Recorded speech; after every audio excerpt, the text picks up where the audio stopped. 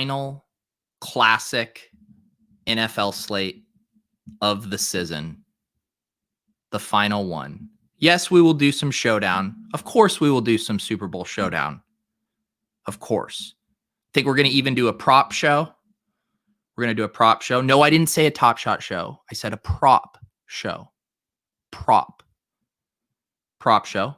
The other show I have in the works, I am bringing on the CPA, the DFS CPA. We are going to do a DFS accounting show. This is my first year that I will receive a 1099 from playing daily fantasy sports. And now I must learn what I need to pass along to my boomer accountant, who surely does not know how to handle DFS stuff. So do not worry. This is not going to become a full-blown Top Shot channel. We got lots of good stuff coming down. But the matter at hand, I played the Spy yesterday. I did. I didn't want to play the 2-game slate. I didn't like the 2-game slate, but you know, you log in to the lobby, you see what's offered, and then you see the Spy. There's a Spy. And what do I have to do? You know how I talked to Osimo on Friday, and you know, his goal, he's accomplished so much in DFS, but his goal is, I want to win the Millie Maker. My goal is I want to win the Spy. I play the Spy every week. I want to win the Spy.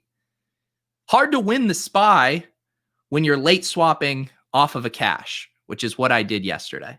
I need to turn my lights on. I don't even have my mood lighting on back there. That's how off my game I am these days. 1 second.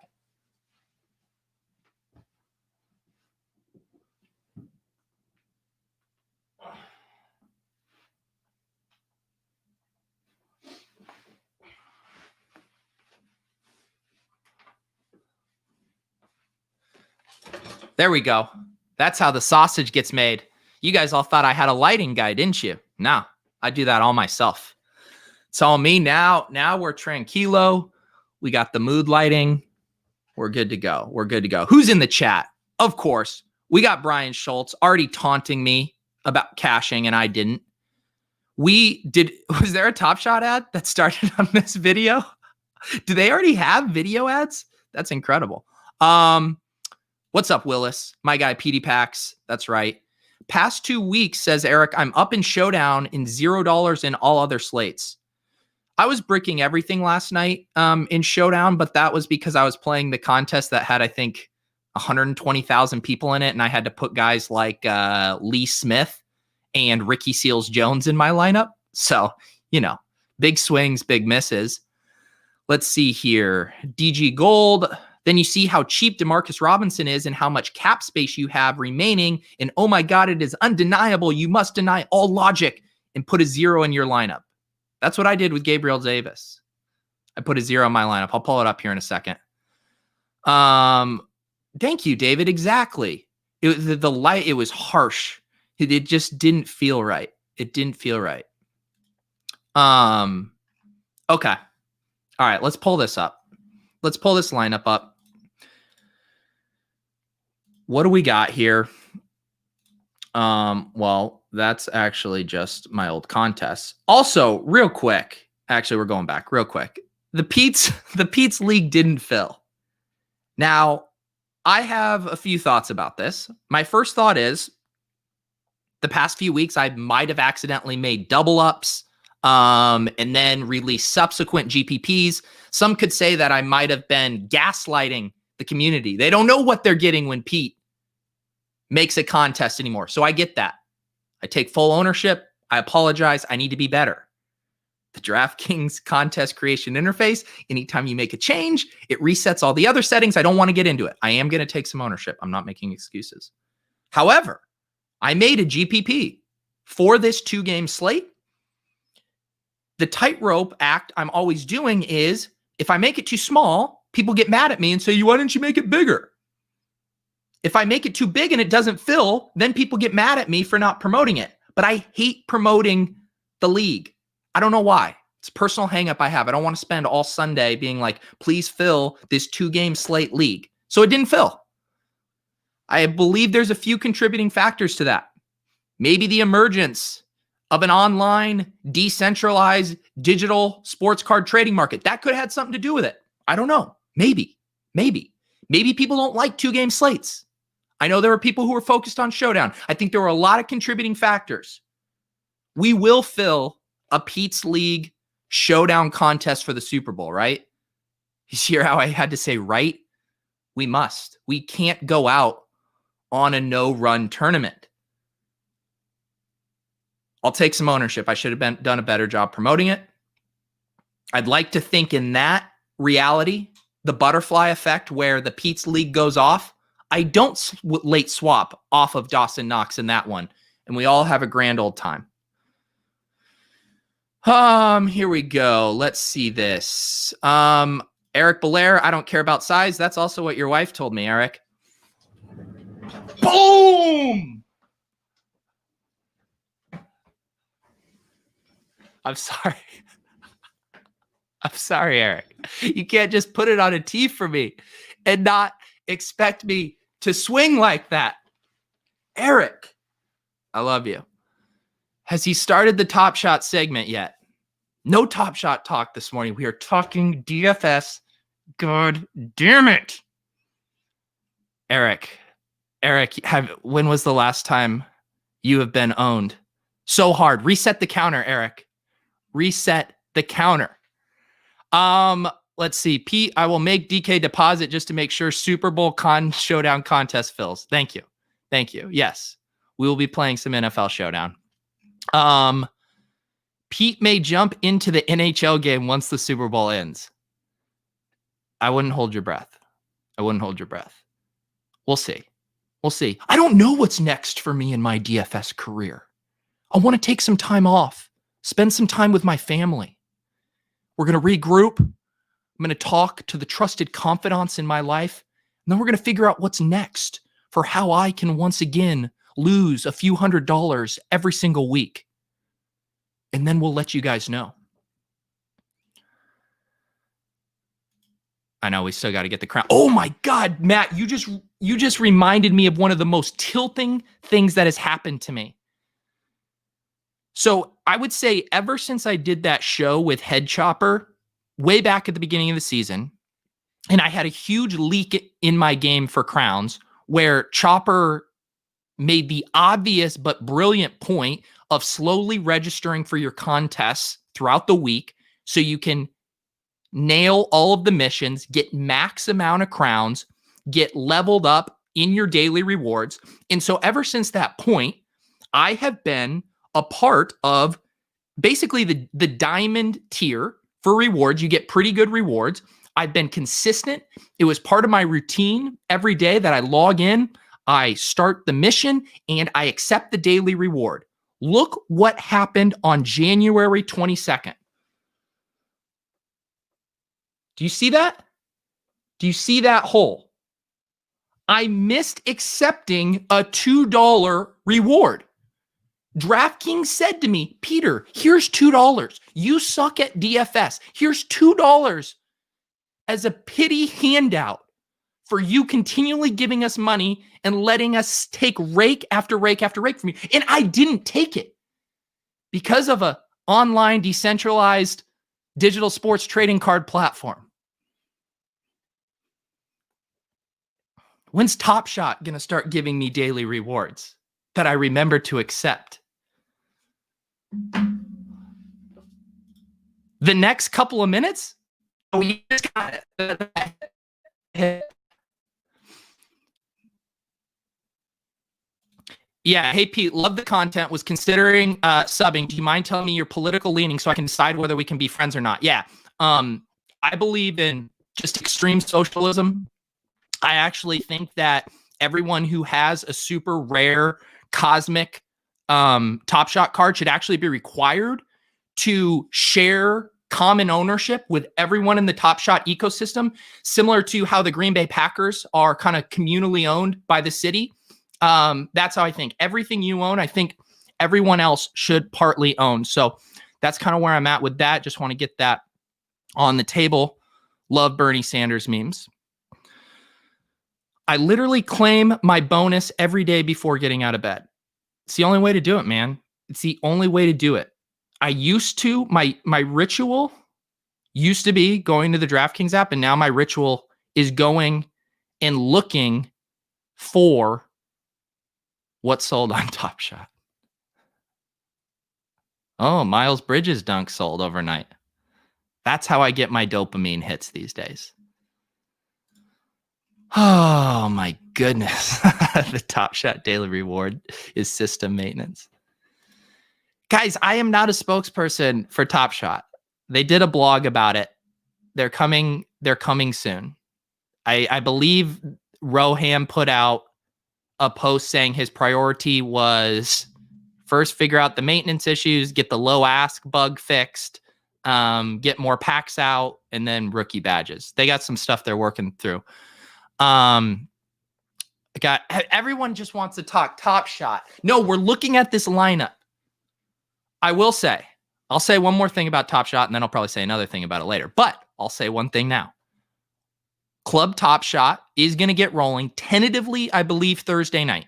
I believe the club is going to open again Thursday night. So keep an eye out for that. I'm also going to get, I think, a podcast feed up for that too, for people who want to listen on the go. So let's talk NFL. We literally have only one more game left in this NFL season. For the love of God, can we just talk about NFL? Here's my team.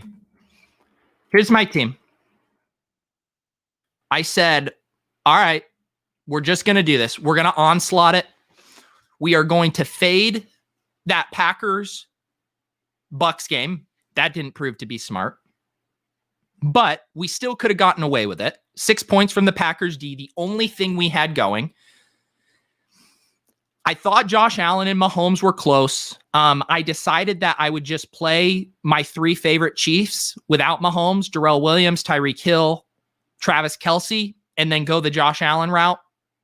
I mean, he still is fine. He's not Mahomes level fine. How many points did Mahomes end up with? Let me see here. Mahomes, where are all the Mahomes teams? 28.5. Okay, so that ended up not being a big deal. Only 1 point difference there, so no regrets. However, you'll notice my flex here. I did that show. I'm going to talk about this, Eric. Yeah, because I was debating on how to play my Bills guys. I knew I was going to play Diggs, and I knew I was going to play Stephon Diggs. I knew I was going to play Diggs, and I knew I wasn't going to play John Brown. And then I was figuring out the combinations around it. So I had done that show with Osimo. We had talked about how just lock buttoning Kelce and then playing a double tight end would be pretty unique. We know from our stuff from Eric Brimefor on the 2-game slates that tossing in the running back and tight end with your stack is a really unique differentiator. I did look at both versions of this lineup that I ended up with Gabe Davis and the one with Dawson Knox. Neither of them were duped, which is obviously the spot we want to be. I had Dawson Knox in here most of the day. And then Gabriel Davis got ruled in, and I went into Pete Galaxy Brain mode. I said, this is the chance for Pete to become so smart and just showcase his big, beautiful GPP brain. And I looked at my buddy Michael Leone's projection. I'm not blaming Michael Leone. I'm just saying I looked at his projection. He had Gabriel Davis for more points than Dawson Knox. I thought, no one's going to play Gabriel Davis. Boy, was I right. 0.9%. And I thought, you know what? I will just jam 3 of those plays. I also thought if I was fading John Brown, logically, it makes sense with both John Brown and Gabe Davis running a lot of those deep outside routes. We've seen games where Gabe Davis, I think it was even 2 weeks ago in the wild card weekend, where Gabe Davis had that great game. And I don't know if John Brown was out or if he didn't do much. Hard to remember these days. But yes, that was the thesis of the play. I don't mind it. I don't mind it at 0.9% ownership. Obviously, it burned me. You see this tab up here? I already did the math. I had 149.48 points. Gabe Davis had 0. Dawson Knox had 16.2 points. I use Google Calculator. I try not to do free plugs. Google Calculator Great calculator. Highly recommend it. Really sleek user interface. No ads to be displayed anywhere. Highly recommend it. Check it out at google.com/search and then whatever thing you're trying to add it up. So I realized 165.68 and I said, let's go see where that would have put me. 165.68. 165.68 right here in 376th or so place. That would have been good for 250 smackaroos, aka one limited edition Trae Young base series 1 handles. I'm kind of kidding. I'm only kind of kidding. But it would have been nice. It would have been nice to get that 2.5x min cash with the lineup I had built. And then I late swapped. I mean, what better way to go out this year than on a Galaxy Brain late swap tinker? It's just too perfect. It's too perfect. All right, what are you guys saying in here? What got you on Singletary? Good question. So it was two things. You know, we had talked about it on the show, and I had mentioned it, that the two running backs that I was considering were Darrell Williams and Ronald Jones. And I put the caveat that I would consider using Singletary in a Josh Allen onslaught. Because in these 2-game slates, it's like, yes, I could have played Rojo and Packers D. I could have done that. I felt Rojo becoming very, very trendy yesterday. Everyone was recommending him. I believe Dink flag planted him on ETR as his tournament pivot. Everyone I talked to, I think LaMarca, when we were doing his, he was like, yo, I love Rojo as the low-owned guy. So I didn't think I was going to end up getting a huge difference on Singletary versus Rojo. And I'm looking at my stack here, and I'm like, I'm making a bet on the Bills to put up 40 points. And if they put up 40 points, I feel pretty confident that even if they're not running the ball a ton, that Devin Singletary will have a decent floor at 4,500. That was the thesis there. Let's see what Rojo ended up being ownership-wise, because I think that's actually where we can find out if I made a good or bad decision. If he's much, much lower owned than Singletary, I think I probably whiff. But my thesis was he would be closer in ownership to Singletary than people thought. So 37.9% here. Let's see if we can find a Rojo team. Can I find a Rojo team in here? Is everyone going to have Fournette? This is where now I just click buttons. I'm probably not going to be able to find a Rojo team up here, right? There we go. 37.7%. Let's go. Yes. Yes, I made a sound decision. Ronald Jones at 37.7% is not a smash play. IMO. 37.7. I get Devin Singletary at 37.9. So similar ownership. I'm always on a 2-game slate, always in a 2-game slate, as if I play 2-game slates all the time. I'm going to want the guy that's part of my stack, part of the game I'm targeting to go off. So I feel good about that one. We can print some Skolansky bucks on that one.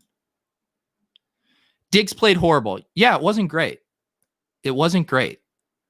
I don't think Diggs won my buddy Joe Holka any money from the captain slot like he normally does. Devin told me Bucks can't cover fast receivers and you still didn't play MVS. Yes. If I listened to everyone in my chats telling me their one play, I think my DFS game would get worse somehow. But I love you, Devin, because you sent me St. Elmo's cocktail sauce and I still have not recovered from that. I still cry every once in a while when I think about the spice in that cocktail sauce. Oh, Chris, you did the same thing with Gabe Davis in dead lineups. They remain dead. Well, maybe that was smarter because you did it in a dead lineup. I did it in a lineup that had only one guy that had played yet. But beautiful Galaxy Brain Pete was not going to be deterred one last late swap before the season ended. Who were the nuts at RB this week? Let's see. Let's see who won. I mean, I assume it was Fournette and Darrell Williams. Yeah. 13.3, 18.4. And this is what we had talked about too heading into this week that there were very few running backs that were going to kill you in their ability to separate. We just didn't have any of the bell cow backs this week. We didn't have a Cam Akers, a guy who was going to see 20 plus touches and get goal line work. I decided to avoid the Fournette chalk, but it is really interesting looking at the ownerships between Fournette and Rojo in the SPY. I mean, they were only off by 4 percentage points, 4 to 6 percentage points. I mean, that's really tight because that's what happens in the SPY. Sharp people are playing the SPY. Everyone knows earlier in the week, Fournette's going to be the mega chalk. I mean, when you look at projected ownership for those two early in the week, there was a 30 percentage point gap. But then the trendy pivot play becomes the chalk by the end of the week, and they come in at similar ownership. Look, I love Rojo. My buddy Pat Kerrane would take a bullet for Ronald Jones. But if you tell me Leonard Fournette and Ronald Jones are going to be the same ownership, I'm playing Leonard Fournette. I didn't end up playing him in this one because I didn't think they would be that close. But hindsight, man, yeah, Fournette at the same ownership of these other guys is a pretty good play. But what I was saying is when none of the running backs were going to separate or be able to kill you, I thought it was sharp to pay down and get more contrarian or break ties in favor of your game stack. But you got to be perfect sometimes to win these. Looks like these two did dupe up here. They did dupe. Rodgers to Adam Scantling, Tanyan. That makes a ton of sense. Pretty interesting that they don't bring that triple stack back with a pass catcher. But I guess they're playing what if the Bucs were leading, I guess, with Leonard Fournette. I don't know. On 2-game slates, I guess your lineups don't have to tell as coherent of a story. It would have been tough for me not to have had a Bucs pass catcher if I was projecting this much scoring from the Packers offense. But I get it because then you want to bring it back with both Tyreek Hill, Travis Kelce, and Darrell Williams. So, I mean, this is a great lineup. This also goes to prove how we don't need to overthink defenses on 2-game slates, right? Does a Packers onslaught and plays Buccaneers defense. Doesn't matter. Just got the one where you got the interception, a decent amount of sacks, and it doesn't matter that the other team scores a decent amount of points. Let's see here. I had the exact same Bills onslaught as you with Davis in the $50 red zone. Look at us. Look at this community of gal brainers. I love it. 0.9%. What was he in the red zone? He had to have been similar. There's like 10 people on the planet who late swapped to Gabe Davis, and half of them are watching on this show. You gotta love it. I didn't know what RB Kansas City was rolling with. I felt pretty confident Darrell Williams was going to see the better half of that timeshare. Let me pull up. Daigle had the stats this morning. My buddy John Daigle grinding the snap counts on a Monday morning. So they played similar amount of snaps here. CEH at 32 of 65, Darrell at 30, but Williams had 13 and 19 RB carries, 3 of 4 carries inside the 10, and 67% of their total backfield touches. So I just was not convinced that CEH, who hadn't separated all year, hadn't looked anything special all year, was just going to come in and get the lion's share of the workload when Darrell Williams looked awesome last week. So I was very happy taking the ownership discount, the price discount, and what I expected to be the bigger workload with Darrell Williams. And I kind of expect that to continue in the Super Bowl. All right, let's see here. Please, guys, I'm trying to talk football. Please, you guys are like running into an Alcoholics Anonymous, and I'm here telling my story. And you're like, I just got a sixer. I got a sixer at the convenience store. Who wants to go drink them out back? Don't make me relapse.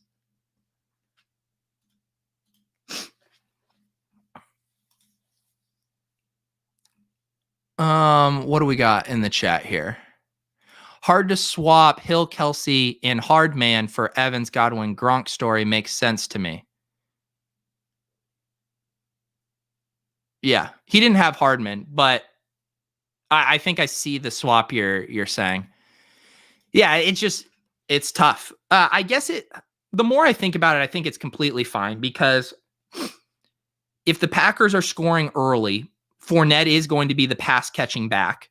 Running back so gross that you don't want to burn up your valuable wide receiver slots and flex that you want to save for your Chiefs premium guys, but you need a buck that's getting involved in the passing game, and Fournette's going to check that box. He had 5 receptions. So the more I think it through, the more I love this construction. Did use all the cap space. I think that would have been the one thing. I'm surprised MVS was at 12.7. This is another one of those things where I didn't think he was going to be as popular with Lazard having that good game, with Equanimous St. Brown stealing some snaps away from him last week. But I guess on this slate, this lineup is pretty logical. Only duped once, though, but still a bummer. I mean, this goes back to the whole thing with the dupes, right? I mean, this should have been, what was first, 50,000. So you lose $15,000 of EV. And I know every single one of us in here in the chat would be like, dude, I would take 35,000. Just don't look a gift horse in the mouth. I get it, but it's just so hard to get to the number one of these tournaments. And when you do, you want to be able to take all the money. But because he had no salary cap left, I would have said defense is where you could have maybe tried to mix up this construction. But he didn't have money for anything else other than Bucks D. I would have said if he had money for something else, maybe. Although in that case, maybe that would have been what's duped because people like using all their salary. So look, only 2 people had this winning lineup. B-Mod, Champions 007, 007. Congratulations. I had this construction with Jamal Williams over Fournette. Yeah, just going full onslaught. Someone's name is Poop Boy, and they finished 6th. You know what? You're right. Poop Boy, congratulations. Also, very similar construction. Had, what's the difference? Cam Brate instead of Tunyon? Yeah, Cam Brate instead of Tunyon there. And then Chiefs D. And yeah. Interesting. Very interesting, Poop Boy. Poop Boy finishing top 6. A huge win for Poop Boys across the world. Nick, we're not talking Top Shot. We're not talking Top Shot. Full-time cash game, Pete. I rejected all head-to-heads this week. I didn't play cash games. Oh, there's my stats. Gabe Davis, 0.94% owned in the red zone. If he was out, was pivoting to McKenzie. Why play obvious in zone target Dawson? Galaxy brain for the win. I know. Let's see. Knox over Tanyan might have made it the nuts. I think you are right. If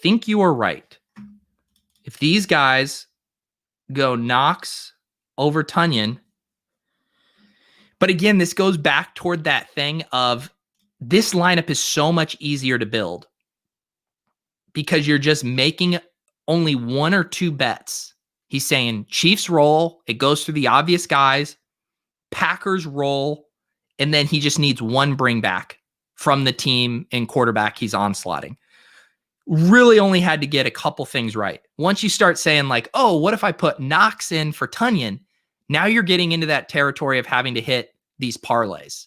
So even though that might have been optimal, I understand why someone doesn't get on that. Aaron Rodgers said he needs to rethink things and the Packers GM died. Did that just happen or something? I did see the Packers, or I did see Rodgers needs to think some things through. I don't really know how he leaves. I think they probably run it back.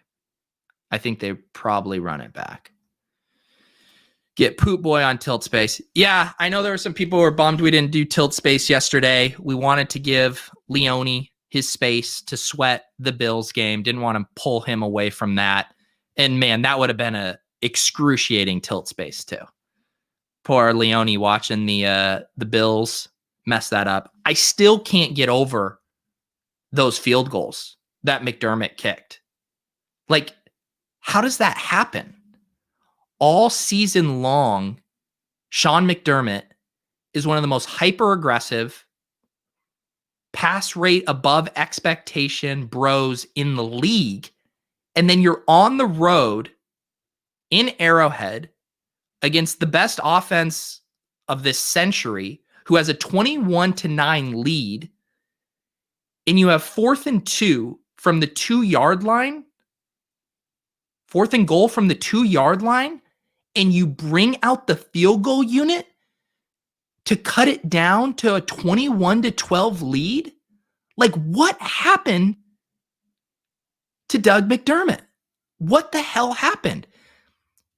We were literally earlier in that game, half of my Twitter feed was like, I keep wanting to say Doug McDermott, who I believe was the basketball player that played at Creighton. Sean McDermott went for it on 4th down earlier in the game. My whole Twitter feed is like, Sean McDermott, the god, the analytic god. We love him. I get it. I was part of it.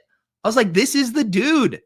This is the guy who has the kid that plays Madden telling him the math in his ear, going for it. While all the rest of these Matt LaFleur's out there kick field goals. You were supposed to be our guy, Sean. How do you put on 19 condoms and kick a field goal from the 2-yard line? Your entire playbook is filled with gadget players and misdirection. You have Stephon Diggs. You have everything you need to justify going against it and not giving the ball back to Patrick Mahomes. I'm still tilted. Maybe they still lose, but at least you give yourself every single opportunity. And on top of that, you end up getting another 4th down opportunity in the red zone later in the game. What is the Bills' 4th down success rate? Like a number. I mean, what?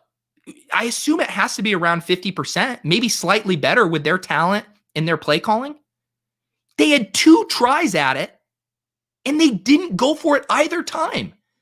That means that he thinks that his success rate in 4th down, if he assumes 2 tries, is less than 25%. That's mind-boggling. I'm not even good at math. How is this happening, Sean? What happened to you? All right, I'm done. All right, I'm done. Yeah, please smash the like button. Please smash it.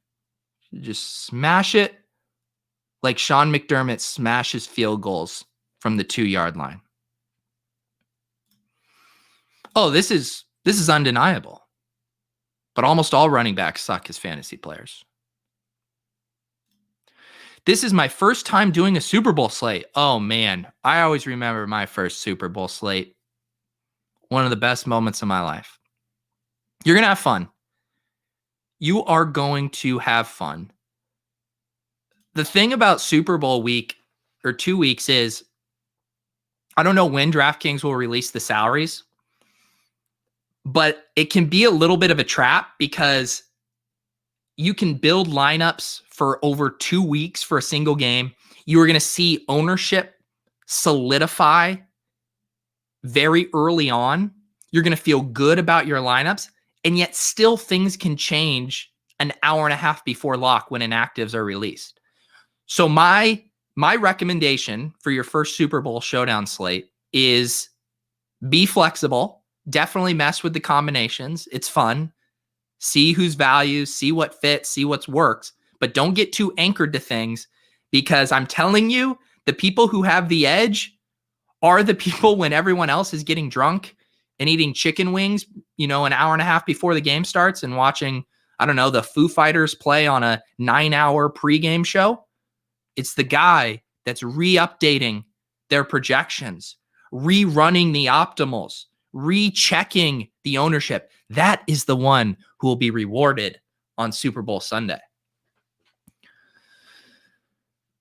Is there some way to set up a prop contest? That would be fun. I know there's normally, I see they do like the printout ones, where they're like, here's a prop sheet and you do them for the party. But that was back in the olden days where people could hang out together in person and not risk getting a deadly disease. So hopefully there's an online version of that. If I see that, Eric, I will pass it along. It is, sir, TJ, it is 10:37 a.m. on a Monday morning. I am drinking coffee. Okay? I'm drinking coffee. You know what? This Eric will know this. I think this used to be my Living the Stream mug. And now the decal came off. I'm going to have to talk to Denny and see if I can get a refund.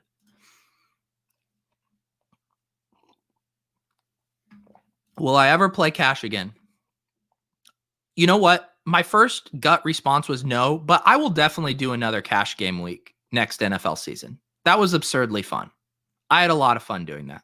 So cash week, I think, will become a staple of the NFL season. Maybe week 17 cash week.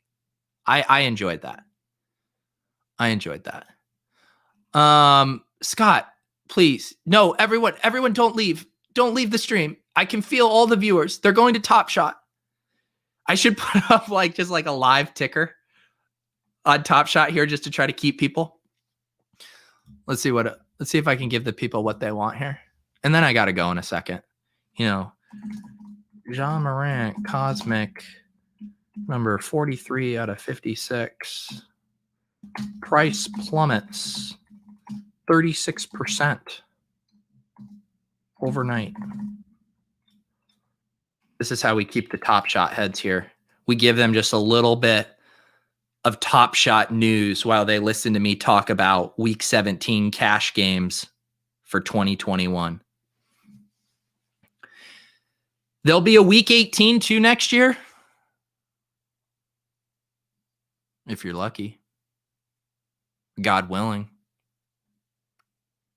Don't hold your breath. Devin, let me know when you come to Indianapolis and I'll get you Pacer or Colts tickets. Now we're talking, baby. Now we're talking. Who else wants to give me shit? I'll definitely take you up on that. I would love to go to Indianapolis. I'm not saying that as a bit either. I did so many trips with my buddies to Vegas. That was our annual trip for divisional round weekend. And look, Vegas is fun. I've just been there so many times.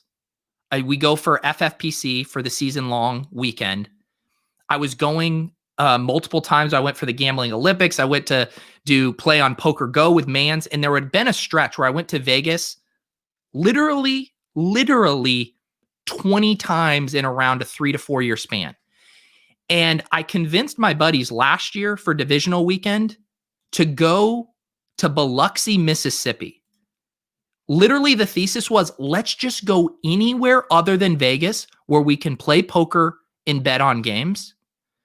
So my point that I'm trying to make here is I am very pro going to rando destinations. I don't mean to call your hometown, Indianapolis, random. But for an East Coast boy, it feels a little random. But it's not. I want to go there. I would love to go. I know they're not having the combine this year, but it would be fun to go out there for the combine. See if I can get, one of those run-ins like Evan Silva does with Sean Payton. St. Elmo's. We're throwing back super spicy cocktail sauce, talking about how soft Alvin Kamara is. Sounds like a blast.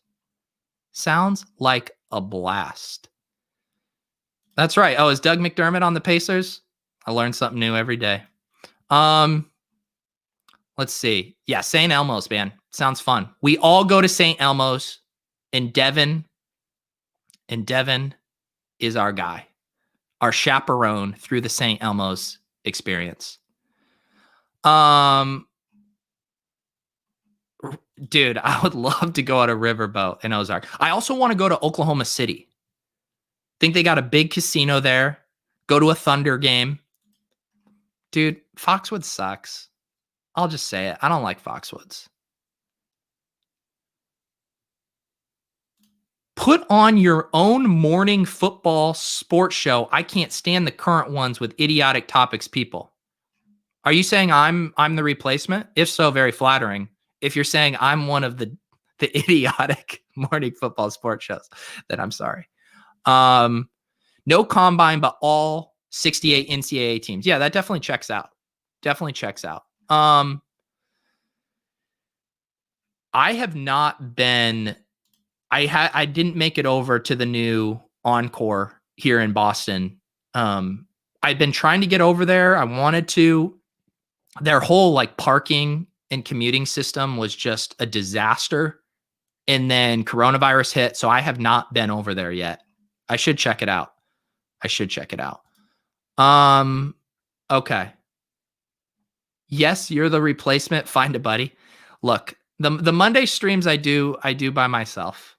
I ended up booking so many guests for different things. The Friday strategy show, I booked the splash play guests. We got guests coming on ship chasing. We get guests sometimes on LOLz. I would spend my entire life booking guests, which I enjoy doing. I love doing shows with friends, but sometimes it's nice on a Monday morning to just wake up, turn on the camera, and chill with you guys without having to do booking stuff. All right. I am going to wrap this up.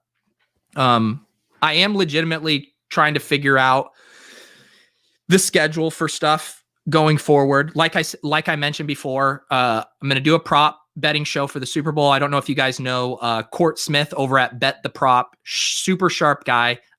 We are going to talk Super Bowl props sometime next week. I'm getting on Pete, the DFS CPA. We're going to talk DFS accounting. I know that might not be for everyone. Sounds boring or whatever, but I figure it might be helpful for some people. So we're going to do that show coming down the pipeline. And then as far as this week, we'll have the usual. We'll do Splash Play later this afternoon. We will do Swolecast and LOLz and Ship Chasing on Wednesday. We already wrapped up our first best ball draft, Ben Gretsch, Pat Crane, and I. So we'll be recapping that, literally drafting rookies I had never heard of. Pat's like, how do you feel about, DJ Felton or something? I'm like, sounds great. I'll Google him. And then the club. I think the club's going to get turned up on Thursday. It's going to get turned up. One of the Top Shot guys, Jacob, he's one of their community managers. I think he's going to hop on the show. He said he enjoyed the club, wants to come and talk about some stuff coming down the pipeline. So going to be a fun week of shows. Please subscribe to the channel. If you guys are watching for the first time, I appreciate you guys. I love you guys. I hope you guys all have a wonderful Monday. I will see you soon.